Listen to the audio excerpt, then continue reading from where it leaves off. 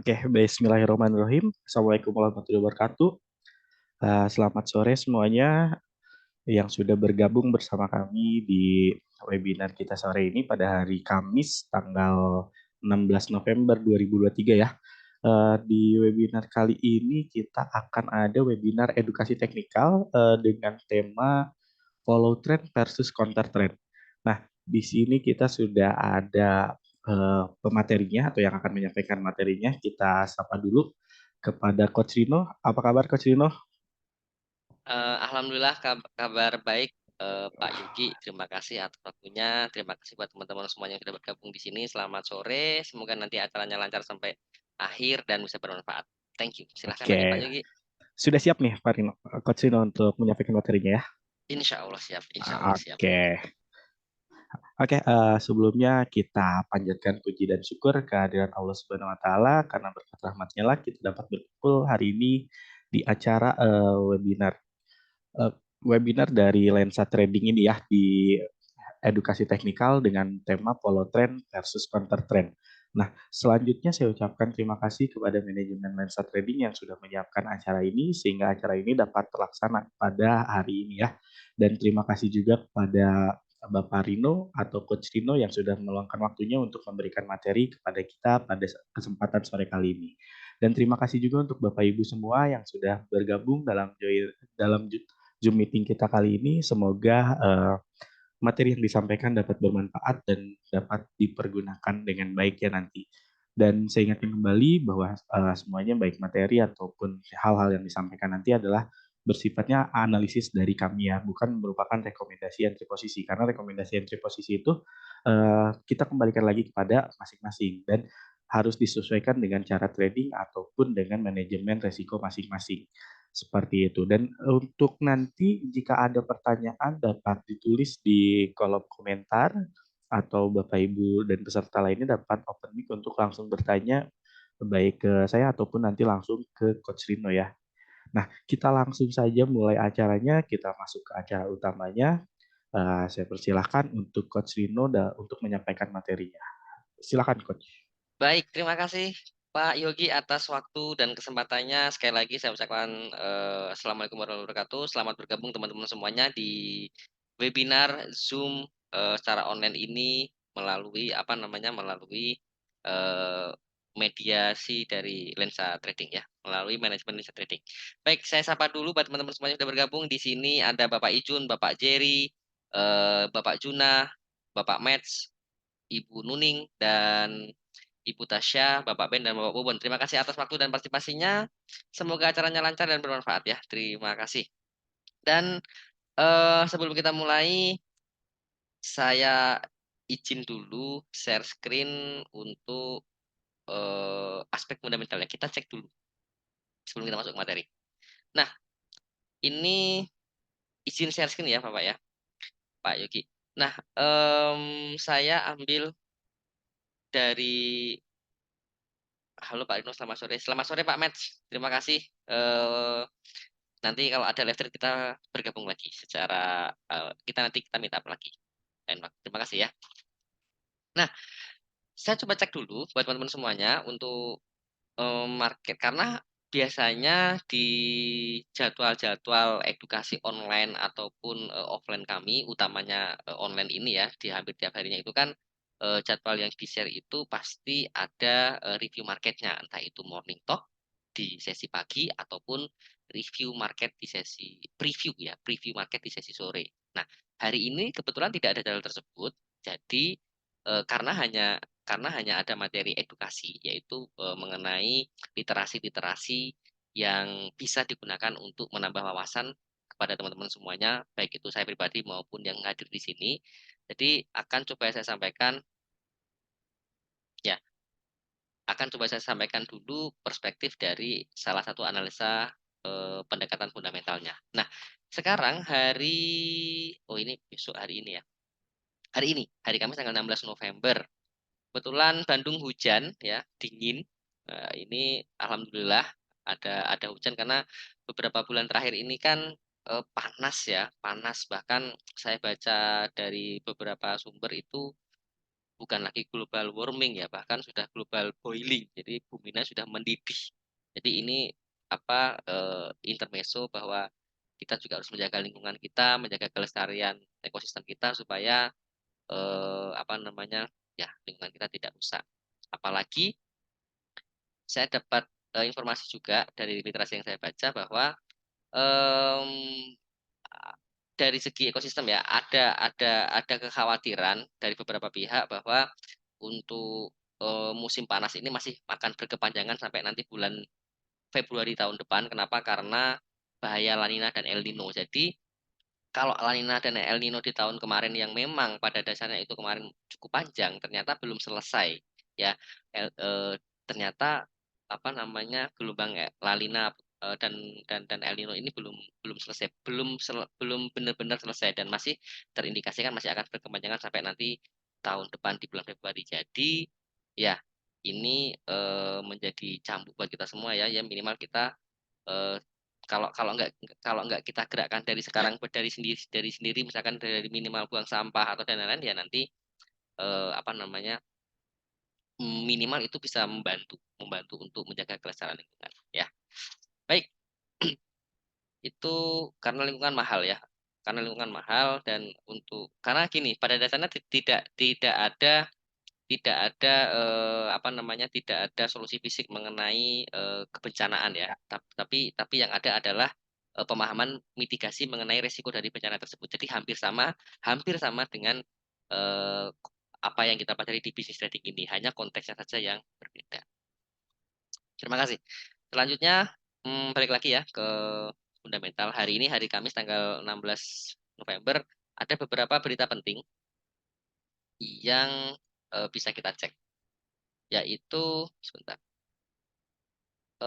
ya di nanti sesi US itu ada jam 20.30 ya sekali lagi mulai minggu kemarin ya atau minggu ini itu jadwal jadwal news untuk market US-nya itu mundur sebulan mundur 1 jam ya kenapa karena sudah berganti musim ya sudah berganti musim. Jadi jadwal untuk rilis datanya mundur contoh hari ini ada klaim pengangguran awal atau jobless claim jam 20.30 ya. Nah, juga ada indeks manufaktur Philadelphia di bulan November. Kita cek sepertinya dari forecast data yang hari ini akan rilis untuk nanti high impact sesi US nanti jam 20.30 waktu Indonesia bagian barat tentunya itu forecastnya akan good for US ya, akan good for US forecastingnya. Namun sekali lagi nanti kita cek untuk rilis datanya apakah sesuai forecast atau tidak. Jika rilis datanya sesuai apa yang diperkirakan atau sesuai forecast, maka itu kabar baik buat US itu sendiri, US dolar tentunya. Namun jika nanti rilisnya di bawah ekspektasi, ya artinya itu akan apa namanya kabar buruk terhadap mata uang terkait. Tapi ini ada klaim pengangguran awal ya. Nah, kalau klaim pengangguran awalnya itu naik, berarti cara bacanya korelasinya adalah negatif ya. Mohon maaf ini saya koreksi. Karena tadi saya ini bacanya masih good for US. Jadi justru dari 217.000 ketika nanti naik, benar-benar naik 220 berarti kemungkinan malah akan bad for US ya. Kenapa? Karena penganggurannya naik. Oke, itu untuk hari ini. Dan untuk hari kemarin, kemarin malam ada data penting ya, PPI. Dan didominasi, ya, didominasi oleh data-data good. Ini ada retail sales, terus indeks manufaktur ya, yang core itu juga tadi malam 2030 itu banyak banyak good for US-nya. Artinya ya emas juga turun tadi malam ya cukup cukup signifikan, cukup dalam. Nasdaq juga turun cukup dalam dan untuk hari ini seperti itu forecast-nya dari segi fundamental. Terakhir besok besok masih ada 1 hari di penutupan weekend. Kita cek juga market mover besok itu apa ya. Oh, nanti malam ada pidato anggota FOMC oleh Master ya. Ini medium impact saja. Lalu sore sore ya ada CPI juga ini untuk euro. Ini nanti besok di sesi sore ada materi dari Coach Deden untuk menjelang apa namanya menjelang materi tersebut untuk menghadapi peluang menghadapi big impact tersebut apa big news ini ya. Lalu di sesi US ada building permit terakhir building permit. Ya, jadi market mover minggu ini masih ada 2 kali nanti malam dan untuk besok untuk US dollarnya ditambah lagi ada besok ada euro ya untuk untuk rilis berita pentingnya. Jadi teman-teman semuanya hati-hati 2 hari ini masih ada banyak market mover yang bisa menggerakkan market secara signifikan. Harus hati-hati. Semoga sampai weekend ini kita semuanya tradingnya lancar dan bisa tiap minggu WD. Amin. Nah, itu dari perspektif fundamental. Sekarang saya masuk ke materi ya. Izin share screen ke PowerPoint. Baik. Nah, sesuai tema yang disampaikan oleh Pak Yogi bahwa pada kesempatan sore hari ini sedikit berbeda dengan hari-hari sebelumnya. Kalau hari-hari sebelumnya mungkin lebih sering ke morning talk, review market ataupun live trade ya. Nah, pada kesempatan sore hari ini untuk yang kesekian kalinya akan kami sampaikan literasi materi yang harapannya bisa bisa dapat dimanfaatkan sebaik-baiknya, menambah knowledge, menambah pengetahuan supaya makin menunjang kesuksesan kita di bisnis ini untuk jangka mendatang ya. Namun disclaimer-nya sekali lagi materi ini hanya untuk referensi saja, bukan merupakan rekomendasi entry posisi karena seperti kita ketahui bahwa di bisnis perdagangan derivatif potensi maupun resiko itu berbanding lurus baik itu keuntungan maupun kerugian. Yang penting kita di sini sudah bisa mentoleransi sesuai dengan risk profile masing-masing dan money management masing-masing.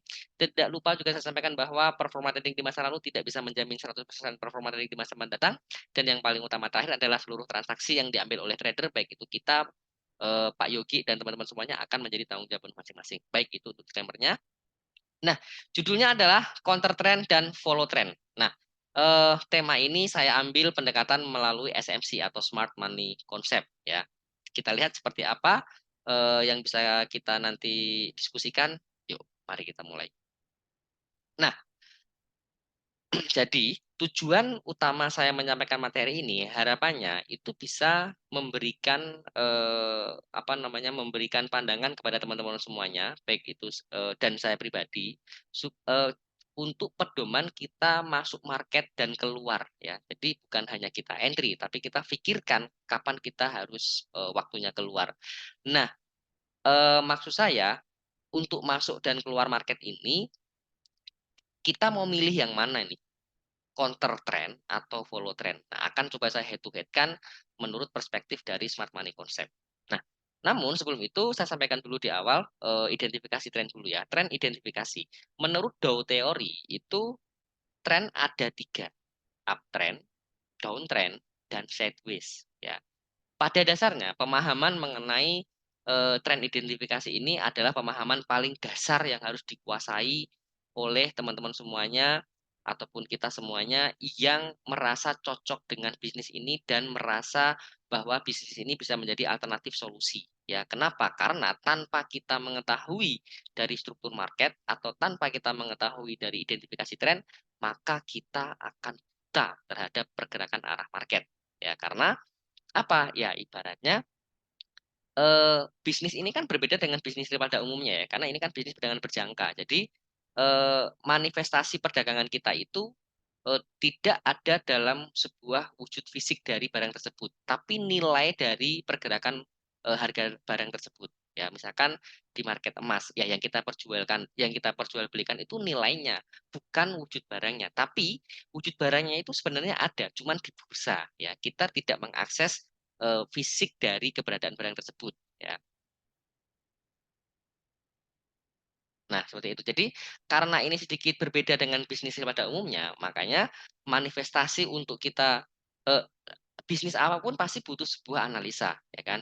Entah itu mungkin tempatnya ataupun ya apapun bisnis apapun pasti butuh sebuah analisa. Nah, eh, begitu juga dengan bisnis dengan berjangka, let's say trading ini, ya. Kenapa? Kalau kita tidak bisa menganalisa market, yang termanifestasi dalam bentuk pergerakan chart tersebut atau candlestick, ya kita nanti akan buta. Ibaratnya misalkan dokter memeriksa pasien tanpa stetoskop, ya susah ya. Atau tanpa tanpa alat pengukur suhu, ya susah gitu. Karena apa? Karena PR pertama kita tuh ini. identifikasi tren. Nah, menurut dua teori ada tiga ya, uptrend, downtrend, dan sideways. Nah, untuk mendapatkan informasi ini, untuk mengambil, mengkorek informasi dari identifikasi tren ini, itu semuanya bisa kita ambil dari chart atau candlestick yang sudah terbentuk di pergerakan harga sebelum di pergerakan harga sebelumnya. Kenapa? Karena dari pergerakan harga sebelumnya kita bisa untuk menjadikan referensi bagaimana pergerakan harga untuk kedepannya. Jadi ada forecastingnya, bukan hanya guessing. Kalau guessing itu hanya nebak, itu judi. Tapi ini ada forecastingnya. Ya, jadi ini juga yang membedakan bahwa bisnis ini dengan apa namanya yang biner itu berbeda karena ini forecasting. Kalau biner itu hanya guessing, hanya nebak. Ya. Jadi ini PR kita pertama identifikasi tren yaitu ada menurut dua teori ada tiga uptrend, downtrend, dan sideways. Nah, di kondisi mana yang nanti akan kita masuk ya.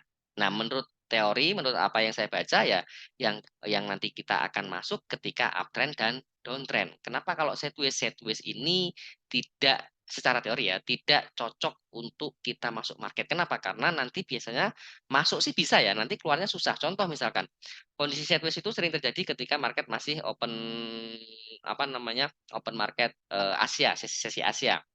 Nah, contoh di gold. Kalau kita masuk sesi Asia di gold, itu susah, itu nanti repot. Kenapa? Karena memang biasanya di sesi Asia itu pergerakannya masih masih tipis-tipis ya. Mungkin kita masuk pagi gitu. Tapi nanti tradingnya niatnya scalping jadi lama gitu. 5 6 dolar masih masih susah-susah keluarnya kayaknya hanya bolak-balik. Kenapa? Karena memang dari data yang saya dapatkan dari salah satu apa namanya salah satu aplikasi untuk membantu kita menganalisa market AutoChartis saya sebut saja ya AutoChartis itu apa dari data yang saya dapatkan itu jam-jam atau apa durasi pergerakan harga gold yang signifikan itu memang jam sesi US. Kalau di Indonesia jam 7, 8, 9 malam ya, mentok jam 10. Kenapa? Karena di jam-jam jam sesi US tersebut itu pergerakan harga emas itu bisa sampai 10 bahkan sampai 15 poin ya. Artinya itu bisa memakan penuh hampir lebih dari separuh daily range untuk harian harga emas itu sendiri. Tapi kalau kita masuk ke market pagi pagi pagi gitu, pagi atau siang gitu, ya rata-rata sih karena masih marketnya masih akumulasi ya, kita masuknya gampang tapi keluarnya susah. Rata-rata gitu karena capek lihatnya malah gitu. Tapi kembali lagi, perspektif ini mungkin akan berbeda kepada orang-orang yang model seperti saya misalkan, yang eh, apa psikologinya itu konservatif. Mungkin malah lebih senang pagi, siang, sore. Kenapa? Karena marketnya lebih slow, terus nggak terlalu volatil gitu, jadi nggak bikin deg-degan gitu. Nah itu berbeda. Tapi kembali lagi, semua informasi yang kami sampaikan ini harapannya ya bisa untuk menjadi pedoman teman-teman semuanya cocok cocok dipakai. Kalau enggak ya cari cari lain yang cari metode lain yang dirasa cocok ya. Oke, jadi ini ya pengenalan dari counter trend dan trend identifikasi ini PR kita itu nanti kita identifikasi trend. Menurut dua teori ada tiga, uptrend, downtrend, dan sideways. Kalau kondisi sideways kita tinggalkan saja ya, saya tidak menyarankan. Nah, ketika downtrend atau uptrend ya dalam kondisi trending inilah nanti akan yang akan menjadi peluang kita untuk masuk market sekaligus untuk kita keluar. Nah, tren identifikasi ini pada dasarnya untuk pergerakan struktur market itu ada dua ya primary action ya dan secondary reaction ya kita kita satu-satu dulu kita ke uptrend. Tren dikatakan naik itu kalau bagaimana sih? Jadi gini, secara struktur market tren dikatakan naik itu kalau kondisinya seperti ini. Jadi harga itu kan bergerak dari mana dan akan kemana. Nah kalau uptrend itu bergerak dari low, setelah dia dari low membentuk high. Nah, apakah sekali ayunan kini sudah bisa disebut tren naik? Belum. Kenapa? Karena dia harus biasanya market itu setelah dia dari low ke high, dia akan turun dulu. Turun dulu membentuk low baru. Nah, tapi syaratnya low low yang baru ini harus lebih tinggi daripada low sebelumnya. Ya, ini bisa terjadi di time frame berapapun. Tapi kalau identifikasi tren, minimal saran saya di H1 ya teman-teman semuanya. Kenapa? Karena itu time frame yang cukup besar yang bisa kita jadikan patokan untuk eh, apa namanya mengetahui arah tren itu bagaimana, bias arahnya itu bagaimana. Jadi setelah dia membentuk dari low, dia membentuk harga tinggi, lalu dia membentuk harga low lagi dengan syarat low ini harus lebih tinggi daripada low sebelumnya, atau dikatakan di sini higher low, ya. Nah, setelah itu harga harus membentuk higher high lagi, membentuk harga tinggi yang lebih membentuk harga high yang high ini lebih tinggi daripada high sebelumnya. Nah, ketika market kondisinya bergerak dalam seperti ini ya, selalu membentuk higher high dan selalu membentuk higher low, fix dikatakan ini adalah uptrend ya. Dan ditambah lagi menurut perspektif dari smart money concept itu di sini masih selalu terbentuk break of structure atau BOS ya. Kalau Coach Deden dari ICT biasanya penyebutannya berbeda. Ini market shift gitu ya. Nih, jadi ketika dia masih membentuk BOS atau break of structure, karena ini tren naik berarti high ke break ya. Ada high ke break, nah ini tren masih dikatakan naik. Nah, dari sini pun ya teman-teman semuanya, itu nanti kita juga harus jeli. Kenapa? Karena pergerakannya itu ada dua gelombang ya. Yang pertama adalah primary action yang warna biru. Yang kedua adalah secondary reaction yang warna merah ini. Ya. Nah, biasanya kalau uptrend ya tren dalam kondisi naik itu primary action-nya atau pergerakan primernya itu ayunannya lebih panjang ya. Tapi ketika dia secondary reaction-nya lah sedang ketika ketika dia gerakannya sedang reaksi yang sekunder itu biasanya ayunan swing-nya ini lebih pendek. Ya, artinya di sini kita bisa ambil dua peluang. Kalau mau buy ya tunggu harga turun baru kita entry buy. Kalau mau sell ya kita cari level entry yang sell di pucuk untuk ngambil apa? Ngambil secondary reaction atau ngambil koreksi, ngambil retest gitu ya. Bukan retrace ya. Kalau retrace cukup jauh, retest saja. Nah, ini tren dikatakan naik, kondisinya seperti ini. Ya, bisa dipahami ya. Selanjutnya, tren dikatakan turun itu bagaimana? Sebaliknya ya, sebaliknya. Jadi downtrend itu berharga bergerak dari high membentuk low. Lalu setelah membentuk low, dia membentuk high baru. Syaratnya high baru ini lebih rendah daripada high sebelumnya. Makanya ini saya sebut sebagai lower high. Nah, setelah dia membentuk lower high, dia membentuk lower low atau low yang lebih rendah daripada low sebelumnya. Nah, ketika market selalu terbentuk seperti ini ya, bahwa terbentuk lower low dan terbentuk lower high terus, ini dikatakan downtrend ya. Nah, menurut perspektif dari smart money ada tambahan juga. Di sini masih terbentuk break of structure ya. Ini kebalikan dengan yang tadi. Kalau yang tadi itu kan high yang ke break di sini ya, high ke break, tapi ini low ke break. Selama low ke break terus, itu berarti dia masih tren turun. Ya, di sini misalkan ini ada swing baru, di sini ke break ya, tren masih turun. Nah, kalau kondisi seperti ini, kita entry buy-nya itu ketika apa namanya? Ketika di harga diskon. Nah, untuk sell-nya kita cari harga premiumnya. Seperti itu ya. Ini prinsipnya seperti itu. Nah, selanjutnya setelah kita mengidentifikasi tren tersebut ya, uptrend kah, downtrend kah sekarang. Jadi dari tren yang sudah terbentuk itu bisa kita ambil kesimpulan entry apa yang akan kita ambil, peluang terbesarnya apa. Secara prinsip ketika uptrend itu peluang terbesar adalah entry buy dan sebaliknya ketika downtrend peluang terbesar adalah entry sell. Kenapa? Karena seperti yang saya sampaikan bahwa ketika uptrend itu biasanya ayunan naik itu lebih panjang daripada secondary reaction dan sebaliknya ketika downtrend itu primary action yang ayunan turun itu biasanya lebih panjang daripada secondary reaction retestnya ya. Nah, dari kesimpulan yang kita dapatkan bahwa tren ini naik, berarti kita bisa ambil peluang terbesarnya adalah entry buy gitu ya. Nah, pertanyaan selanjutnya, buy-nya itu di mana? Ya kan? Kita tahu trennya naik, berarti bisa fokus peluang buy. Tapi pertanyaan selanjutnya adalah buy-nya kapan? Buy-nya di mana? Di waktu kapan? Ketika candle bergerak yang bagaimana? Ketika terbentuk formasi candle seperti apa? Ketika terbentuk struktur yang bagaimana? Itu yang akan saya coba tambahkan. Nah, sekali lagi di sini perspektif yang saya masukkan adalah dari smart money concept. Nah, untuk smart money concept, momentum entry-nya ya, kalau misalkan indikator itu kan ada beberapa ya, ada dua kategori indikator sebenarnya, indikator tren dan indikator momentum ya. Yang tren itu misalkan moving average, momentum itu contohnya yang osilator misalkan ya. Osilator ini untuk mengetahui kapan kita harus masuk karena berbeda. Jadi kalau indikator misalkan teman-teman setup indikator di MetaTrader dan indikator itu ada di chart, itu berarti dia biasanya indikator tren. Tapi kalau di bawah chart ya, di bawah chart itu yang osilator itulah biasanya sifatnya indikator tersebut sebagai momentum. Nah, di smart money concept momentum entry-nya itu disebutkan dalam pilar namanya POI atau point of interest. Dan point of interest ini termanifestasi dalam bentuk order block, breaker block, dan mitigation block secara umum. Walaupun ada tambahan-tambahan pernak-pernik lainnya, misalkan fair value gap, imbalance itu juga ada, ya. Tapi apa apa pilarnya itu dari sini order block ya. Order block nanti bisa berubah menjadi breaker block bisa berubah menjadi mitigation block. Nah, seperti apa breaker block dan mitigation block? Mungkin lain waktu akan coba saya sampaikan ke teman-teman semuanya seperti apa perbedaannya dengan order block. Nah, dari sini kita nanti apa namanya akan tahu area order block yang kuat, yang fresh gitu ya.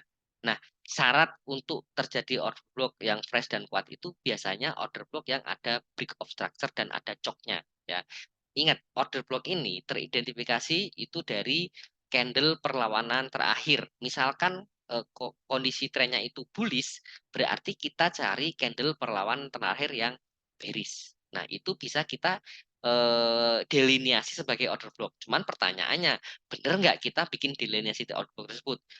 Apakah order block tersebut valid atau tidak? Nah, order block yang valid itu biasanya ada terjadi boss atau chop. Contohnya bagaimana? Yuk. Nih, ini contoh identifikasi POI di struktur market atau di kondisi uptrend. Jadi ini tadi yang pernak-pernik high low sudah saya hilangkan ya. Saya akan fokus ke sininya. Ini hanya ilustrasi saja. Coba nanti kita akan langsung ke market di sesi akhir nanti. Ini hanya ilustrasi saja. Nah, ini kondisi uptrend, low high, low high, low high. Higher low terus, lower low, higher high terus, higher low terus. Di sini ada break of structure. Nah, primary actionnya lebih panjang. Nah, order blocknya itu di mana? Nah, biasanya dalam kondisi ideal, order block yang valid itu biasanya dia yang fresh ya, yang kuat gitu, dia ada di swing ya, di swing terakhir. Nah, di sini itu kan nanti dia muncul swing ya, atau ayunan terakhir. Nah, di sini candle perlawanan terakhir sebelum dia naik itulah yang kita sebut sebagai order block. Nah, order block itu kita cek ada bosnya nggak sebelumnya, ada break of structure nggak di sekitarnya. Kalau ada ya berarti itu bagus. Tapi kalau nggak ada, misalkan di sini gitu di tengah untuk di high time frame gitu di H1 ya itu mungkin nggak fresh, akan berbahaya. Ya. Nah, biasanya reaksi harga itu setelah dia membentuk order block, meninggalkan order block ini, nah biasanya dia akan retest dulu. Biasanya ya, dia akan dalam kondisi ideal dia akan retest dulu. Kenapa? Karena sebenarnya fungsi dari order block ini apa ya? Sebenarnya order block ini sebenarnya bukan sebuah indikator, tapi order block ini adalah footprint atau rekam jejak yang ditinggalkan oleh para market maker ya. Market maker ini kan ada beberapa pihak ya, ada dari perbankan, ada apa namanya perusahaan ekspor impor atau dari spekulan atau dari pemerintah banyak. Nah, mereka ketika negosiasi harga itu sebenarnya itu footprintnya ada terekam di pergerakan market.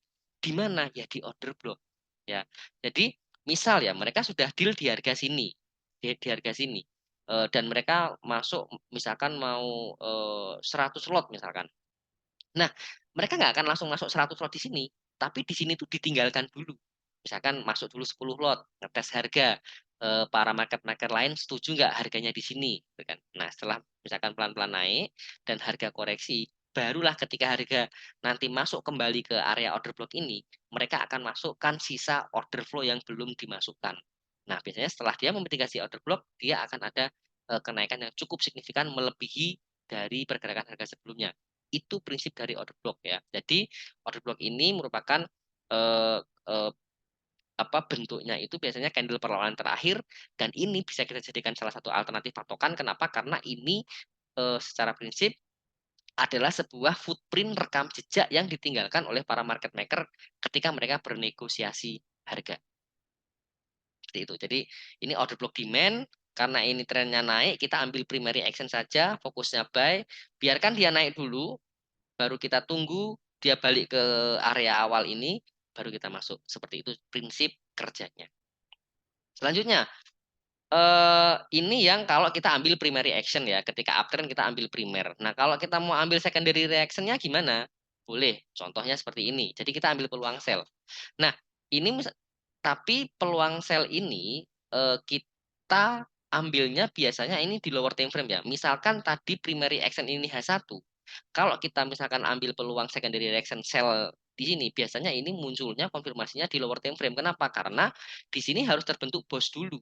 Ya, di sini harus harus terbentuk bos. Nah, biasanya bos ini muncul di lower time frame ya, atau mungkin ada cok juga di lower time frame. Karena kalau di high time frame seperti misalkan dia satu, nggak akan muncul. Munculnya malah nanti bos baru yang untuk kontinuitas tren, bukan counter trend seperti itu ya.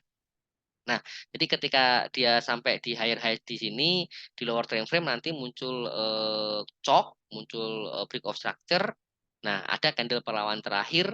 Nah, itu nanti kita bisa peluang untuk entry. Ya, tapi ingat, kita ambil kalau muncul shift marketnya, ya, muncul struktur market, apa namanya, muncul break break of structure-nya. Seperti itu. Ini contoh. Dari sini kita bisa peluang sell. Nah, karena kita dari supply, targetnya kemana? Target ke demand ya, target ke demand. Dan kalau kita ambil secondary direction biasanya nggak panjang ya, paling jauh ya di swing sebelumnya itu paling jauh, paling jauh.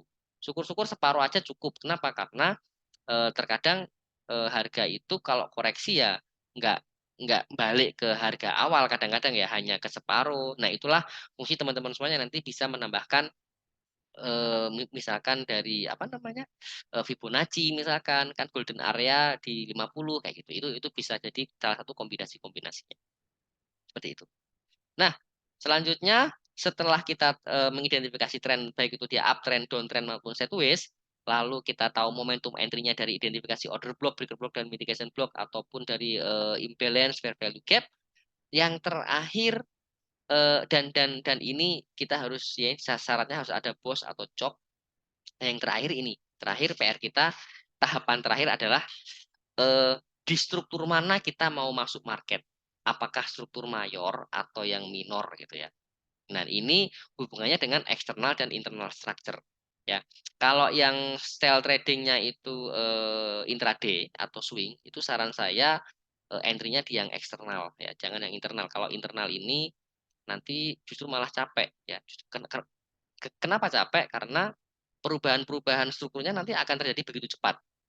Jadi Em, ya, ini tambahan informasi buat teman-teman semuanya. Teman-teman semuanya yang merasa merasa masih baru di bisnis ini, itu saya tidak menyarankan scalping. Ya, tapi ini dari perspektif saya pribadi. Kalau saya salah boleh boleh boleh dikoreksi. Nanti kita bisa bincang-bincang lah ya. Jadi buat teman-teman semuanya, saya tidak menyarankan ketika yang masih merasa awam di bisnis ini mencoba untuk scalping. Itu malah bisa menjadi faktor pemicu kegagalan terbesar. Kenapa? Karena kalau kita mau scalper, kita mau scalping, artinya kita sudah jeli, sudah terbiasa melihat struktur market, baik itu di mayor maupun di minor, baik itu dari eksternal maupun dari internal. Kenapa? Karena seorang scalper itu harus cepat ngambil keputusan kapan dia masuk dan kapan dia keluar. Karena perubahan yang terjadi di minor minor structure itu akan terjadi begitu cepat, ya.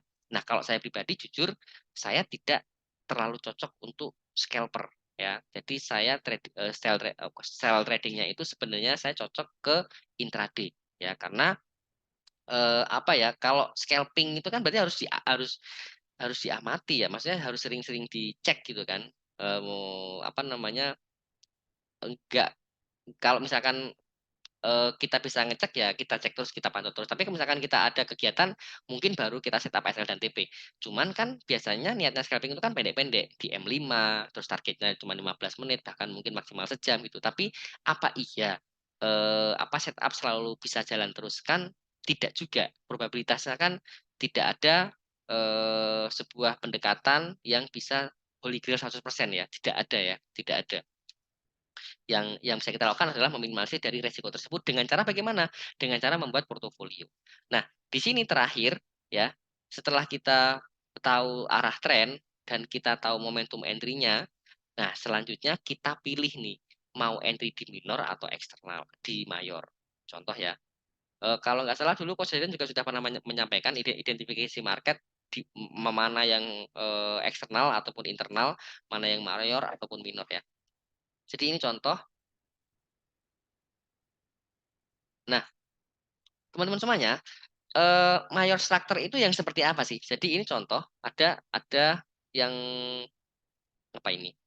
Swing ya. Ini ada swing dari low, high langsung di sini dan langsung high di sini, turun apa namanya? Pullback dan naik lagi.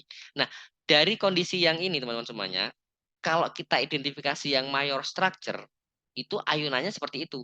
Dari sini ke sini ke sini, langsung ke sini, turun untuk ngayun baru naik. Jadi ayunannya di mana? Ayunan terbesarnya. Nah, itulah mayor structure-nya. Nah, dari sini ya, kalau yang minor gimana? Kalau yang minor tuh yang ke lower time frame misalkan kecil-kecil gini. Nah, ini ke sini dulu. Nah, ini minornya. Nah, dari sini dari yang mayor structure ini kita identifikasi order blocknya contohnya. Nah, karena swing terakhir sebelum sampai sini itu di sini ya. Nah, di sini ini ada candle perlawanan terakhir. Ketika dia naik ya, berarti ada order block atau candle perlawanan terakhir yaitu candle yang bearish. Nah, kita langsung delineasi saja. Kita delineasi, kita marking gitu. Nah, sebesar inilah area demand tersebut.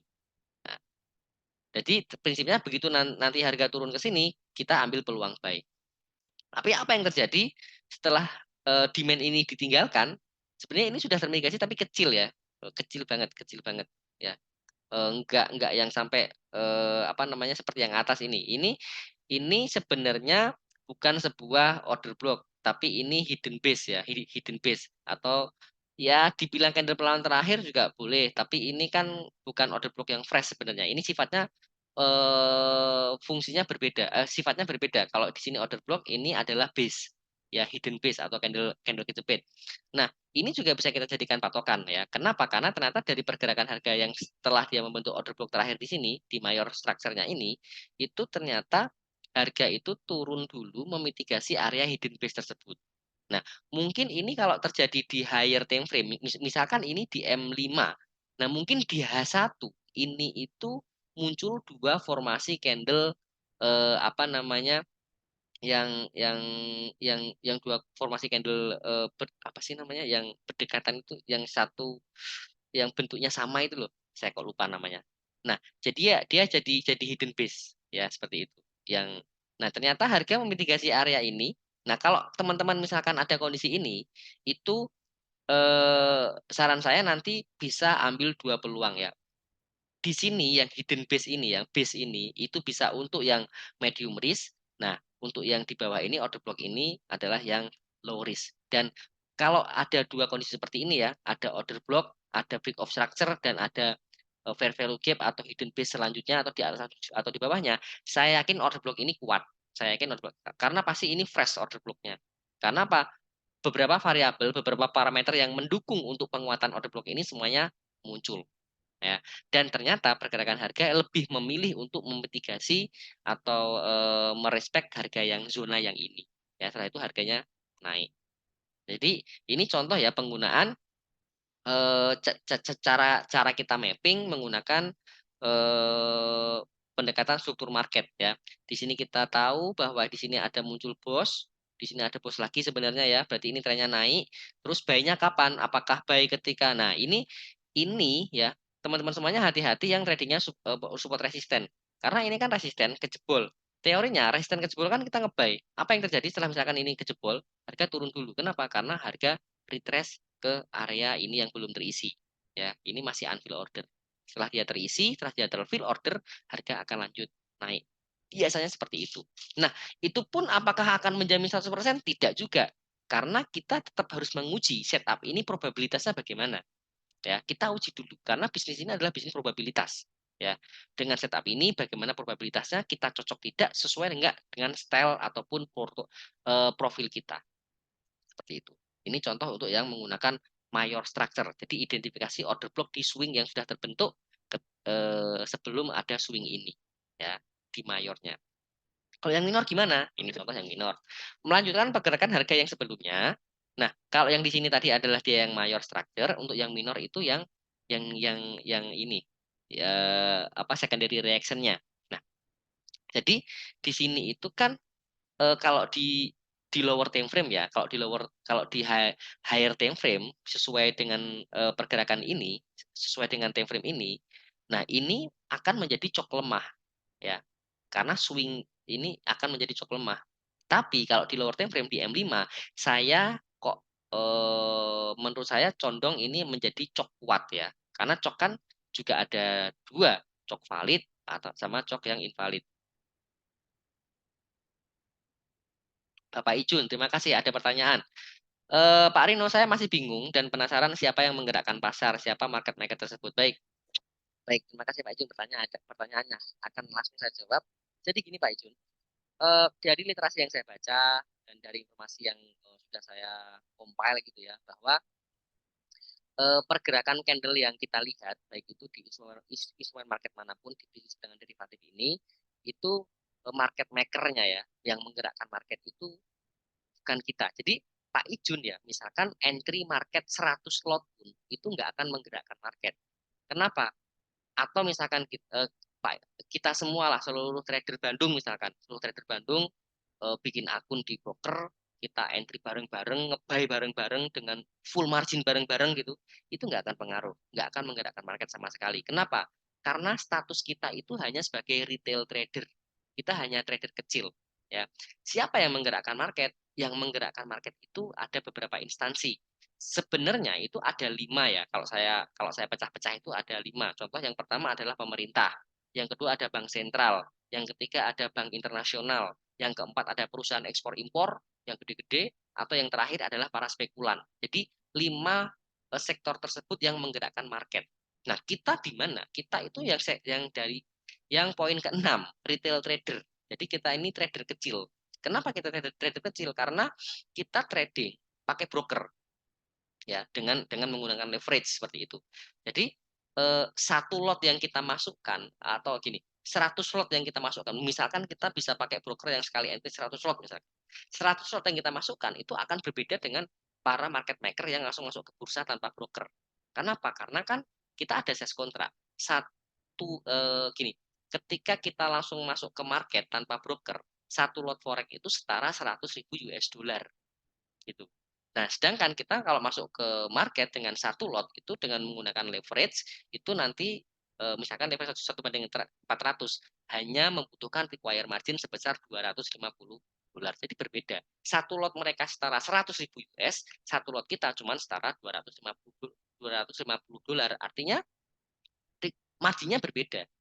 Nah, dari situ Pak, jawaban saya yang menggerakkan candle ini itu adalah perilaku, kebiasaan para market maker. Siapa saja, saya ulangi lagi, ada pemerintah, bank sentral, bank dunia, perusahaan ekspor impor, dan perusahaan besar-besar lain, dan yang terakhir adalah para spekulan. Nah, untuk lebih jelasnya nanti eh, Ibu Risa ya mungkin dicatat, suatu saat akan kita sampaikan oleh speaker-speaker selanjutnya mengenai teknis-teknis, prinsipal bagaimana peran-peran dari para market maker ketika mereka menggerakkan market. Oh, emang pemerintah menggerakkan market, caranya bagaimana? Oh, emang bank sentral bisa menggerakkan market, caranya bagaimana? Atau misalkan oh, bank-bank internasional tuh gimana sih cara mereka menggerakkan market? Kok mereka bisa? Nah, nanti mungkin akan kita ulas lebih lanjut. Seperti itu, Pak. Jawaban dari saya, apakah sudah cukup jelas? Semoga udah ya, Pak Ijun ya. Nah, baik. Balik lagi ke materi. eh di minor struktur ini itu berbeda dengan cara cara bacanya, berbeda dengan ketika yang di mayor structure ya, karena kita akan lihat di lower time frame. Nah, di sini terima kasih cukup jelas sama-sama. Di sini kalau di higher time frame ini akan muncul cok lemah. Tapi kalau di lower time frame saya kok merasanya ini dia menjadi cok kuat ya, menjadi cok kuat. Nah, artinya ketika ketika struktur market itu muncul cok, berarti itu sudah ada indikasi bahwa harga berubah arah ya kan. Nah, di sini apa namanya ketika sudah muncul cok ya berarti oh ini cok terus ini ada bos ya. Ini ada bos bos minor tapi ini ya ada bos. Nah, berarti ini trennya kan sudah menjadi turun. Nah, di lower time frame di kondisi ini teman-teman semuanya, itu ketika nanti naik balik lagi. Kan ini ada swing juga ya. Ini di lower time frame swingnya segini ya. Nah, di sini adalah area supply. Ketika ini sudah terbentuk dan ditinggalkan, nanti harga balik lagi. Nah, disinilah kita masuk. Ya, kenapa? Karena prinsipnya ketika area level yang sudah ditinggalkan dan ini masih fresh dan belum terisi, itu pasti akan terisi. Saya bilang pasti. Ya, cuman yang jadi pertanyaan, terisinya itu kapan? Ya, kita nggak bisa memastikan apakah 1 jam kemudian, 1 hari kemudian, seminggu kemudian itu kita tidak bisa memastikan. Ya, karena yang menggerakkan bukan kita. PR kita apa? Kalau cocok dengan setup ini, hanya nunggu saja kapan harga itu akan balik. Udah itu. Ya memang nunggu. Karena kan kita retail trader, kita hanya bisa mengikuti pergerakan market. Tidak setiap pergerakan market kita harus ikut. Ketika naik harus nge-buy, ketika turun harus nge-sell. Tidak. Ya tidak. Karena kalau kita nge-sell, itu prinsipnya kita cari harga premium. Kalau kita nge-buy, prinsipnya kita harus cari harga yang diskon. Itu. Nah ini karena muncul cok di lower time frame, di M5 terkonfirmasi, lalu kita bisa ambil peluang sell, tunggu harga di area apa namanya, tunggu di area supply, kita ambil peluang sell. Dan ternyata dari sinilah terbentuk bahwa ini prinsip market juga selanjutnya, kalau harga itu bergerak dari supply, dia akan mencari demand. Ternyata dari sini dia targetnya ke sini, hidden base tadi. Nah, inilah yang contoh teman-teman semuanya prinsip dari struktur market ataupun dari pemahaman ini. Jadi urut-urutannya seperti itu, PR-nya nanti seperti itu. Tapi ini hanya ilustrasi ya. Kita nanti akan coba cek kalau masih ada waktu untuk masuk ke marketnya. Nah, sebelum kita tutup dari materi yang saya sampaikan ini, saya ada sedikit saran ya buat teman-teman semuanya. Nah, dari counter trend ataupun follow trend, saran saya yang pertama ya, seandainya nanti kita, teman-teman semuanya ataupun saya, memilih untuk entry di primary action ya atau follow trend, maka target dan batasan kerugian itu kita juga tetapkan di setup tersebut. Jadi gini, maksud saya gini, kalau kita entry di kondisi primer ya, misalkan trennya naik, berarti kita mau entry buy. Itu target dan batasan kerugian TP dan SL-nya itu ya kita tetapkan di mayor structure ya. Nah, begitu juga sebaliknya ketika kita entry di secondary reaction. Jadi contoh seperti yang tadi ya. Nah, ini loh. Ini kan kita entry di minor ya. Kita entry di minor. Nah, karena kita entry di minor ya kita targetnya juga minor gitu ya. Ini ada oh ya, ini ya dari Ibu Risa dari admin terima kasih. Nah, ini contoh ya. Kalau kita entry-nya di sini di minor, minor structure, ya kita TP-nya juga di minor gitu. Di sini, bukan di sini. Kalau teman-teman semuanya entry di minor, TP-nya di mayor, ya nggak fair gitu ya. Nah, kalau misalkan teman-teman entry mau mau TP di sini, ya entry-nya pas pas di atas di eksternalnya gitu. Tapi kalau teman-teman bikin bikin area supply di sini, ini bukan bukan area supply eksternal, karena eksternalnya itu pasti di pergerakan harga sebelumnya. Karena ini tren naik, itu eksternalnya adalah eksternal demand, eksternal supply itu hanya terbentuk ketika tren turun gitu. Ya, jadi kalau teman-teman semuanya mendeliniasi di sini sebuah supply, itu di sini supply minor, bukan supply mayor. Ya, ini saran saya yang pertama. Saya ulang lagi, seandainya kita memilih untuk entry di primary action, ya, itu target dan batasan kerugian juga kita tetapkan di setup tersebut. Dan sebaliknya, kalau kita milih di secondary reaction, artinya kita ambil koreksi ya, di struktur minor ya kita TPSL-nya juga di minor. Nah, itu yang pertama. Yang kedua, eh, saran saya lebih baik itu entry di yang setup primer ya. Kita follow trend saja. Trennya naik ya kita nge-buy, trennya turun kita nge-sell ya. Jangan maruk ya, misalkan harga naik.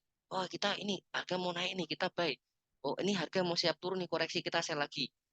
Boleh, boleh mau agresif itu juga boleh, tapi tetap kembalikan lagi sesuaikan dengan risk profile, ya sesuaikan dengan risk profile dan kondisi ketahanan dana masing-masing ya.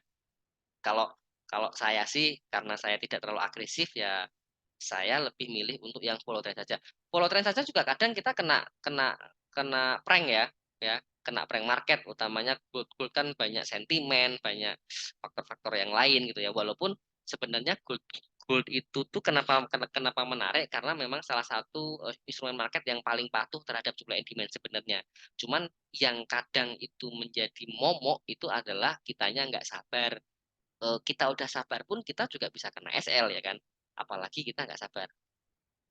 Nah, yang terakhir, jangan lupa untuk setup SL ketika kita entry koreksi ya. Wah, kita mau ambil koreksi itu saran saya jangan lupa bahkan wajib untuk setup SL. Saya nggak bilang pasang ya, karena kalau misalkan jangan lupa pasang SL itu kok kesannya kayak judi gitu, pasang gitu ya. Ya, jadi saya rubah saya rubah pemilihan katanya, diksinya supaya lebih enak didengar. Jadi terakhir yang saya sarankan teman-teman semuanya, ketika teman-teman semuanya nanti entry untuk yang ambil koreksi, jangan lupa untuk setup SL ya. Kenapa? Karena targetnya pasti pendek.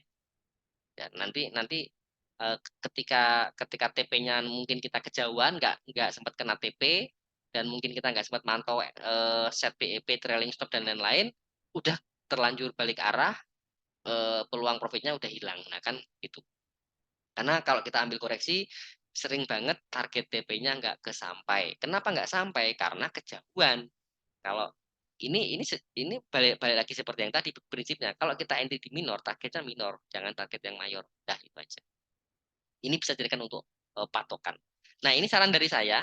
Semoga ini bisa bermanfaat. Masih ada waktu sekitar 5 sampai 10 menit mungkin saya sampaikan ke teman-teman semuanya. Mungkin ada yang mau ditanyakan, boleh. Masih ada waktu. Karena untuk dari segi materi sudah cukup sampai di sini. Terima kasih. Saya stop share. Saya kembalikan lagi ke Pak Yogi.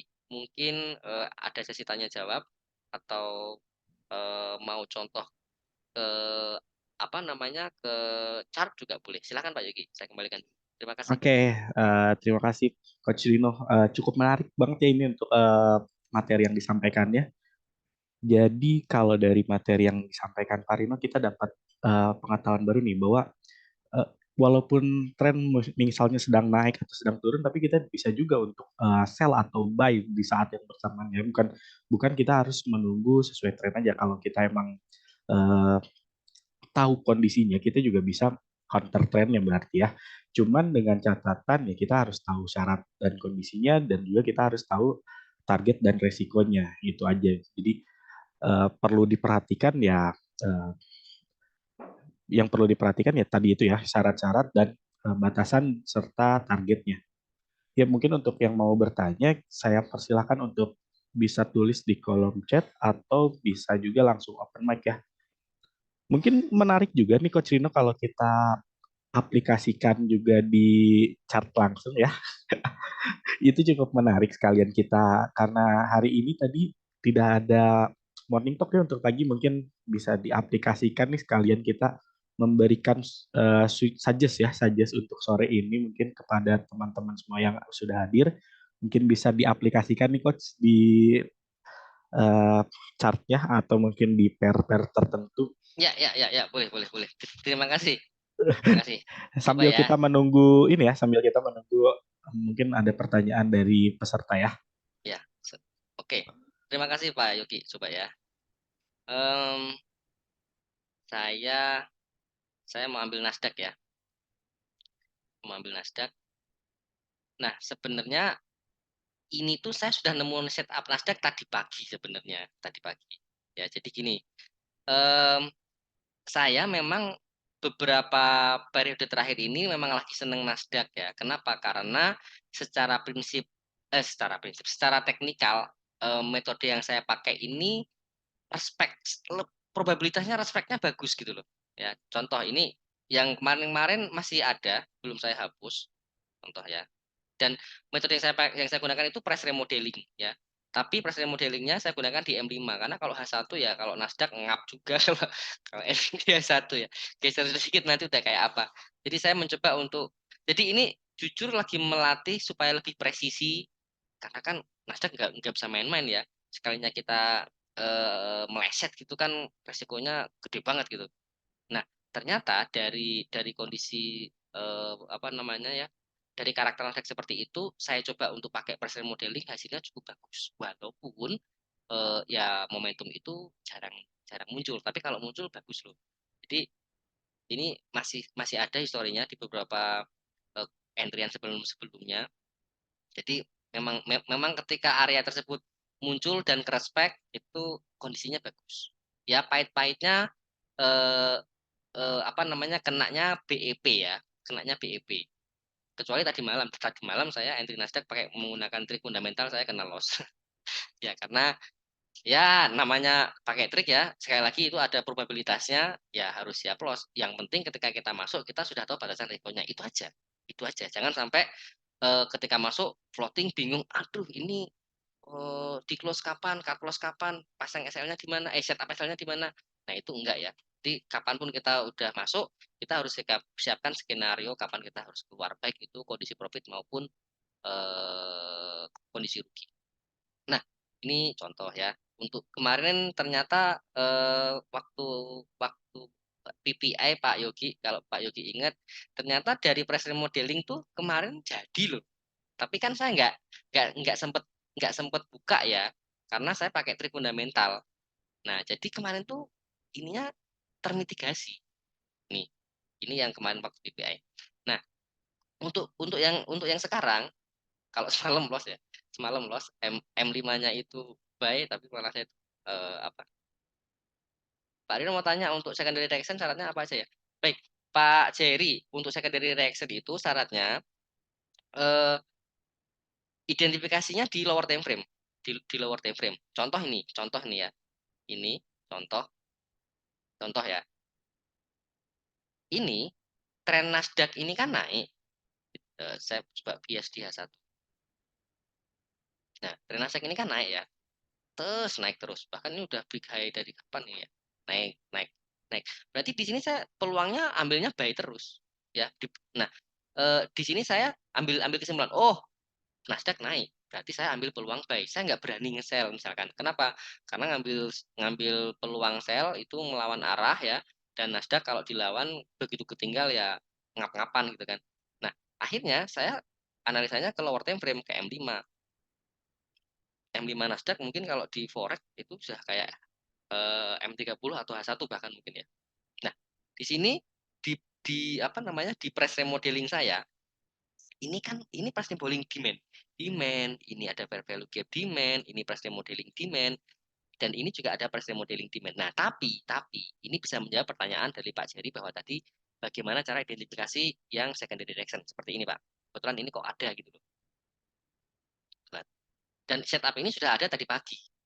Tapi setup ini belum jalan ya, belum jalan, belum jalan karena ini masih unfilled order. Jadi gini. Nah, di sini teman-teman semuanya, mohon maaf, saya izin mute ya. Mohon maaf. Nah, di sini di pagi hari tadi pas pagi hari tadi saya buka market itu saya nemu muncul setup price remodeling demand di M5 dan ini tuh kok menariknya masih unfill order. Jadi harga belum benar-benar termitigasi ya. Karena apa? Hanya ini nempel-nempel aja gitu loh. Belum benar-benar masuk ke area ini. Jadi saya penasaran. Ini kok masih unfill order ya. Nah, apalagi zona M5 di bawahnya demand itu ya yang zona kemarin waktu news PPI gitu. Ini kan jauh banget di bawah. Jadi ini menarik buat saya. Karena kalau saya mau entry buy lagi di sini, kalau saya mau entry lagi buy di sini itu jauh-jauh banget kan. Jadi saya tertarik dengan area ini jujur ya. Nah, setelah saya mau mengamati, di sini memang muncul PR. PR-nya dari mana? Ini ada low ke break, ada sell set liquidity diikuti high ke break ya. Jadi ini ada PR low diikuti high ke break. Nah, ini adalah area PR, PR price modeling 15 ya, ini areanya dan stop lossnya pendek ya, di bawah swing sebelumnya. Sebenarnya kalau kalau mau mau agak longgar sih di sini ya. Ini kan ada swing sebelumnya kan di sini. ekor-ekor. Tapi kan prinsipnya bukan gitu. Prinsipnya yang penting kan di bawah sell set liquidity karena udah di bawah likuiditas. Ya, tadi 15,727 di sinilah ya. Nah, pas di sini lagi. Jadi saya kasih longgar sedikit di sini. Dah, setup ini sudah terjadi. Nah, sudah terbentuk. Tapi memang belum termigrasi. Kenapa? Karena harganya kok naik terus ketinggalan gitu. Bahkan hanya sedikit banget ini, sedikit belum sampai turun. Jadi saya belum belum sempat ke entry di sini nih, belum sempat ke entry. Udah terlanjur naik. Nah, di sini Pak, pertanyaan Bapak terjawab. Insya Allah terjawab bahwa di sini itu muncul price remodeling di area supply dan ini di minor structure ya, ini di minor structure. Apa itu ini? Ini ada ayunan. Ini kan kalau kalau yang mayor kan ayunannya kan gini ya. Ini kalau mayor kan ayunannya. Langsung ke sini ya, gitu. Nah, nah ini kalau yang mayor, tapi kalau minor itu kan gini.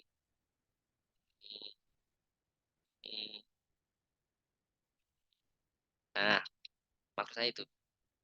Ini ya, ini saya ganti warna yang eh. Nah, yang hitam ini adalah yang minor, yang ungu adalah yang mayor, seperti itu. Nah, ternyata di minor ini dia di ayunan ini itu muncul muncul price remodeling, Pak. Bahwa ini ada high ya, ada likuiditas high ya, ini ada high ke break, tapi breaknya itu dia likuiditas saja.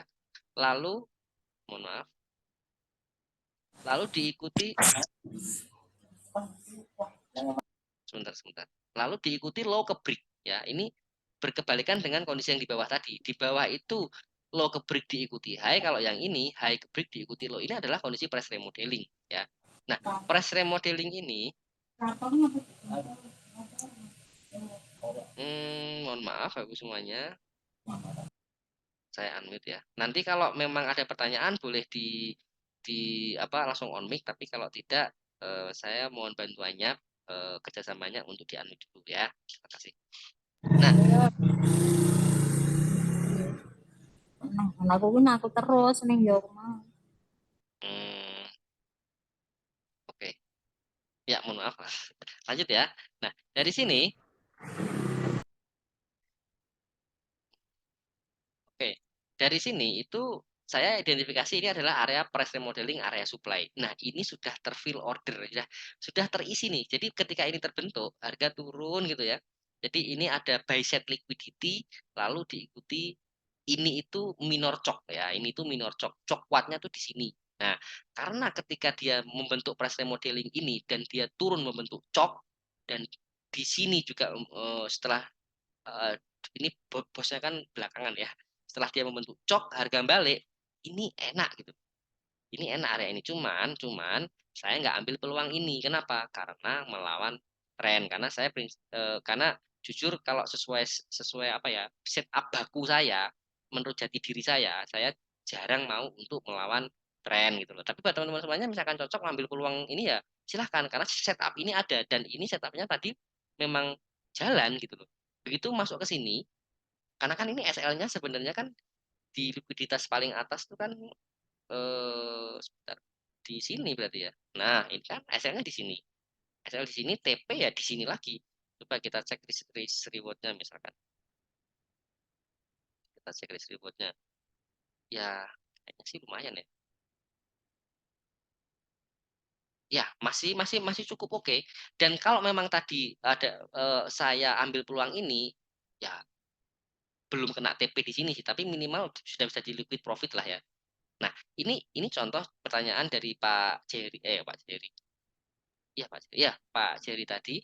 Jadi ini contoh syarat secondary reaction itu di lower time frame itu muncul setup apapun ya. Kalau order block ya order block, tapi ini saya pakai PR press remodeling.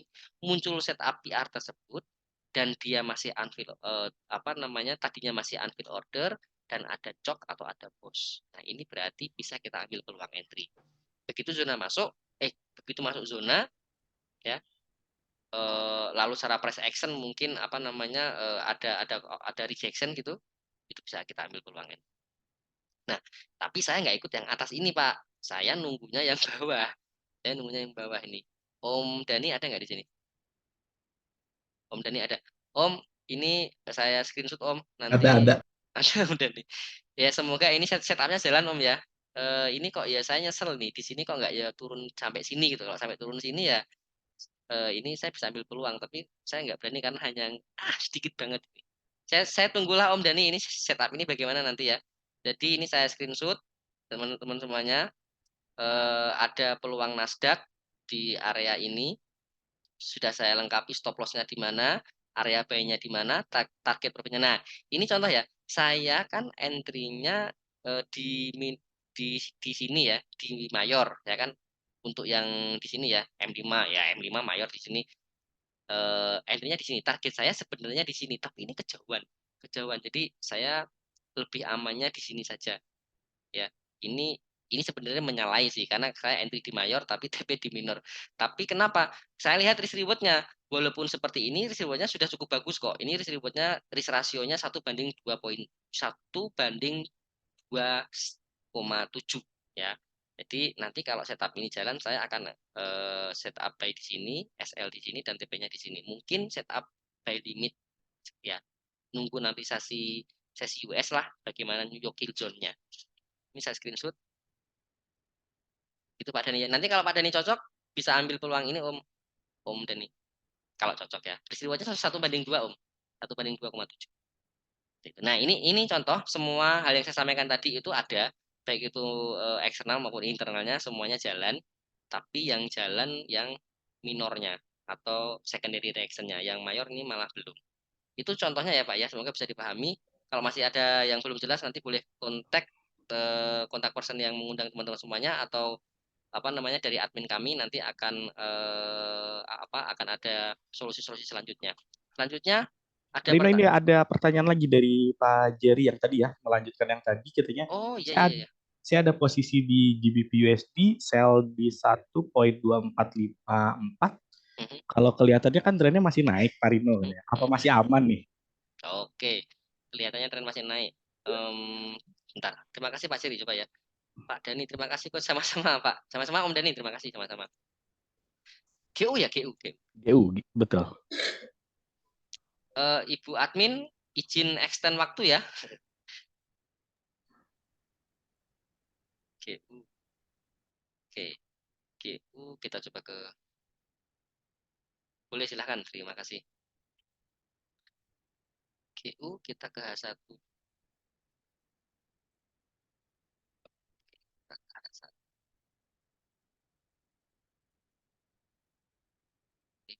Yang lain.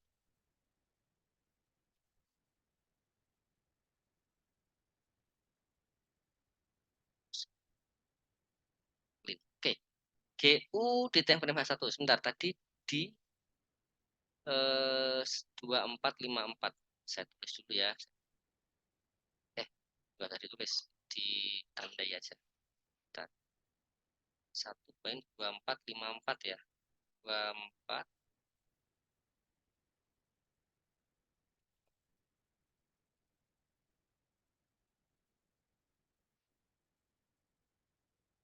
sekitar sinilah ya. Oke, sekitar sini. Posisinya tadi apa? Posisinya tadi Sell, sell sell, katanya. sell, sell, sell. Sell di situ. Berarti profit loh, Pak. Ya, sekarang masih ini kayaknya harusnya masih profit ya. Cuman kan katanya kelihatannya kalau dari Pak Jerry lihat itu trennya masih naik. Jadi apakah Oke. aman? Mungkin apakah harus diambil aja profitnya atau gimana mungkin ya? Oke, baik. Bentar. Kita karena nge kita cari area supply-nya dulu ya. Supply berarti nah, kalau supply jadi ini contoh ya, eksternal sama internal. Karena Pak Jerry tadi entry sell, ya berarti saya harus nyari supply di atasnya ya, supply terdekat di atasnya di mana. Nah, saya nyari supply-nya bukan di sini, tapi di sini di pergerakan market ini. Kenapa? Karena di sini adalah tren turun. Berarti di sini adalah terdapat supply-supply kuat yang membuat harga itu turun. Saya cari supply-nya. Nah, biasanya supply kuat itu biasanya di swing ya, di swing. Nah, teman-teman semuanya misalkan masih ada keterbatasan dalam dalam mengidentifikasi ini mana yang swing, mana yang eksternal, mana yang internal, ada indikator bantuan kok. Ini contoh ya, pakai zigzag. Ya, jadi pakai zigzag. Jadi ini muncul nih higher low, lower low kayak gitu-gitu. Tapi ya kalau belum belum ini mah kadang bingung banyak banget ini yang mana gitu ya. Jadi ini saya hapus saja. Saya hapus saja. Nih. Nah, tadi entry-nya di sini. Nah, di pergerakan eksternal ini ya swing yang apa namanya yang eksternalnya itu ada dua ya di sini sama di sini. Kalau yang terdekat berarti di sini terdekat terdekatnya di sini. Oke, saya saya sebentar. Sini ya, candle perlawanan terakhirnya itu ketika dia nge-swing terakhir di sini di area ini.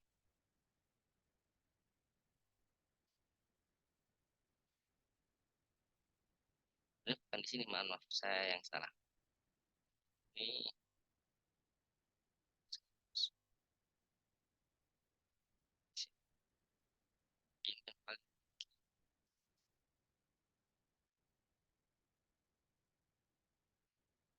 ini. Oke, ini untuk yang key level H1-nya, supply-nya. Nah, kan betul kan? Tadi saya nggak lihat ini ya, Pak Yogi. Jadi ini saya kebetulan nih. Jadi buat teman-teman semua yang skeptis tentang bisnis ini, ternyata apa namanya? Ternyata memang forecastingnya itu ada, analisanya itu ada. Jadi pas pas saya narik-narik identifikasi cari di mana supply untuk order block kuatnya, itu kan saya hanya lihat antriannya Om Jerry tadi di sini ya.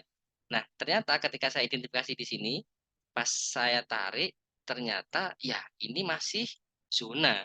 Tuh, ketika harga mantul sini, dia balik turun.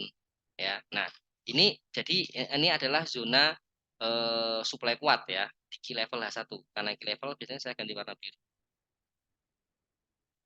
Bisa lihat. Nah, oke. Terus selanjutnya dia sudah bergerak dari supply. Dia bergerak dari supply ini ya. Pertanyaan selanjutnya adalah berarti dia mencari demand. Demand-nya di mana? Dia dari supply H1, key level H1. Berarti dia mencari demand H1. Demand terdekat H1 di mana? Demand terdekat H1 itu di sini. Demand order block terdekat H1 itu di sini.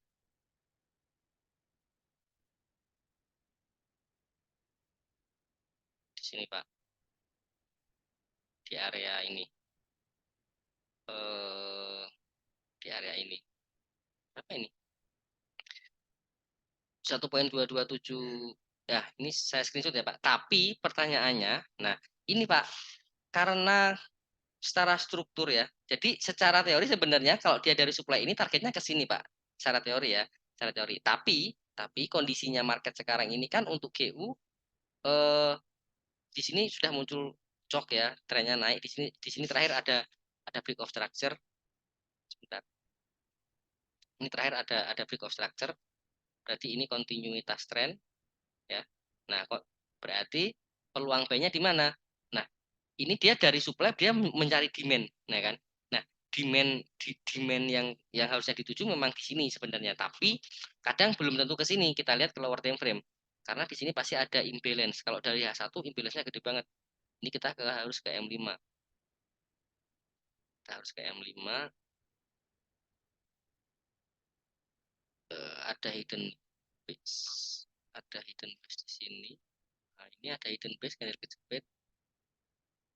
Saya juga kadang bingung ya candle kejepit ini tuh kadang-kadang dia tuh kok yo apa namanya aneh tapi kadang kok apa namanya powerful gitu tuh ya. Ini tadinya di sini masih masih berguna tapi sekarang nah ini kalau memang ini mantul naik lagi berarti di sini muncul apa price remodeling area demand. Ini low ke break diikuti high ke break seperti itu Pak. Nah, kalau kondisinya seperti ini Pak, di M5 tadi Bapak nge-sell dan memang di sini nanti nggak mampu nembus, ini sudah muncul cok Pak. Ini saya tarik, ini sudah muncul cok. ya. Di sini sudah muncul cok. Bapak, saran saya kalau mau TP-nya di mana, Pak? Dimanapun TP Bapak, kalau memang belum kecapai, ya dari perspektif ini, Bapak sell di sini, sekarang mudah profit, dimanapun TP Bapak kalau belum kecapai, saran saya setup SL plus atau BEP, karena ini sudah muncul cok. Ini sudah muncul cok. Change of character. Ya. Jadi di sini sudah tahap kedua, harga di lower time frame M5 ini harga sudah berubah arah karena di sini apa namanya sudah ada likuiditas, terus di sini tidak membentuk lower low baru. Tapi memang belum belum nge-swing sih, belum muncul swing baru. Tapi dari belum nge-swing aja dia udah langsung nembus gitu loh. Berarti kemungkinan kemungkinan dari kondisi ini menurut saya kemungkinannya adalah dia akan membentuk higher low baru. Ya, dia akan membentuk higher low baru, tidak akan melebihi higher low sebelumnya sementara ini. Ya, dari kondisi kenapa? Karena ini ada displacement. Nah, kata kalau Coach Deden displacement, impulsivitas gitu. Jadi sekali naik langsung membentuk cok. Eh, gitu. Sekali ngayon langsung membentuk cok. Jadi ini cok kuat, cok valid. Itu Pak ya jawaban saya. Tadi pertanyaannya Pak Seri sell kalau akan tren masih naik apa masih aman? Jawaban saya seperti itu tadi. Kalau ada TP yang belum kena, setup SL plus atau BEP atau bahkan repeat saja karena ini sudah muncul cok. Baik, seperti itu. Ada lagi? Kalau tidak, cukup lah ya. Saya cuma sampai di sini pertemuan kita. Saya stop share screen-nya. Kepada Pak Yogi, saya kembalikan. Terima kasih atas partisipasinya teman-teman semuanya. Semoga ini bisa bermanfaat. Ketemu lagi mungkin di esok hari dengan Coach Deden. Masih ada materi lagi di hari Jumat terakhir di weekend besok. Dan terima kasih atas partisipasinya. Semoga bermanfaat. Dan Coach Yogi, silahkan. Terima kasih. Oke, terima kasih Coach Lino yang sudah memberikan materi dan menjawab pertanyaan-pertanyaan dari peserta ya tadi ya. Untuk Pak Jerry mungkin sudah terjawab juga pertanyaannya dan tadi untuk Pak Dani ya sudah mendapatkan setup di Nasdaq-nya dari Coach Lino. Sepertinya sudah tidak ada pertanyaan lagi dan waktu pun sudah melebihin dari yang kita jadwalkan. Jadi saya cukupkan saja untuk sekian dan untuk informasi lebih lanjut seperti yang Bapak Ibu dapat lihat di kolom chat ya nanti bisa ke Telegram kami atau ke WhatsApp kami. Juga kita ada YouTube juga ya di Lensa Trading untuk yang terlewat materi ini. Jadi bisa melihat di YouTube. Nanti kita akan upload di sana, nanti bisa langsung dilihat dan bisa di-subscribe juga dan di-like kalau emang bermanfaat untuk Bapak Ibu ya konten-konten dari kita. Nah, ya untuk sore ini saya cukupkan sekian dan saya ingatkan kembali apa yang disampaikan oleh Coach Rino tadi adalah sebatas analisa dan referensi aja, bukan sebagai rekomendasi entry posisi. Dan untuk entry posisi itu dikembalikan ke masing-masing ya, ke masing-masing dan bagaimana cara uh, tradingnya atau bagaimana manajemen resikonya. Jadi itu kembali ke masing-masing dan resiko itu dari masing-masing yang open posisi tersebut. Gitu. Oke, untuk besok saya ingatkan kembali besok ada morning talk ternyata besok Coach Rino bukan review market. Besok ada morning talk dan di minggu depan juga kita akan ada morning talk dan ada materi juga untuk edukasi. Jadi jangan lupa nanti untuk jadwalnya bisa ditanyakan ke admin kami atau ke yang mengundang Bapak Ibu semua di Zoom meeting kita kali ini ya. Oke, saya cukupkan saja sekian. Wassalamualaikum warahmatullahi wabarakatuh. Selamat sore dan salam profit.